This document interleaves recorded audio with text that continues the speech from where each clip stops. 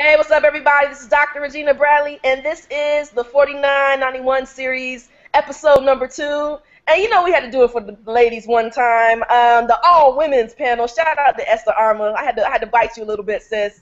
We're talking about TLC's Crazy Sexy Cool.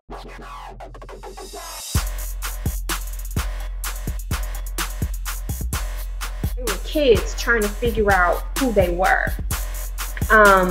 And I think that the reason why it covered so many age groups of women and girls is because we're constantly on this search to figure out exactly who we are. And I think that it just fit for a lot of us. To think about accessible beauty, maybe, which is something I miss about old hip-hop R&B. I think that's, you know, I mean, they all had a different look, and of course Chili's hair was super long and whatever, right, and that wasn't accessible for me. But see, she had the baby hair, right, and, you know, I needed a toothbrush and some gel to make that happen. But certainly, you know, and I could make it happen, right? But, you know, T-Boz had her shortcut and left side. They just look like regular girls in the ways that remind me even of, like, you know, some women from the earlier moment, Queen Latifah, Moni Love, Sister Soldier, people who we can look at and it was acceptable in ways that I think is not the case today.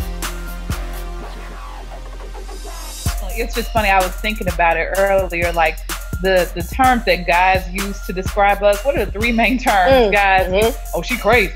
Yeah, she's sick. No, she cool. You know, so it was just really funny to me that, you know, that they took these terms like that we use every day to describe women, especially African American women, and combine it into like one person. When I think of Crazy Sexy Cool now, like she was one person. These are just all the characteristics and the aspects of that make up a woman. And it was like girl talk, conversation. You know what I'm saying? So you can just kind of include yourself in a part of their cipher. They always seem to extend that invitation for, you know, little old you to get into the conversation. And what I appreciate most is their contribution to giving young girls a sense, myself very much included, of female friendship. You know, TLC is sort of central because they made condoms cool and they made them a mark of like agency, right? So that the condom was a marker that this was sex that you wanted to have, that you were asking for, right? That you didn't have to get caught up just to have some fun. And they didn't pathologize people for wanting to have fun. They just said be responsible.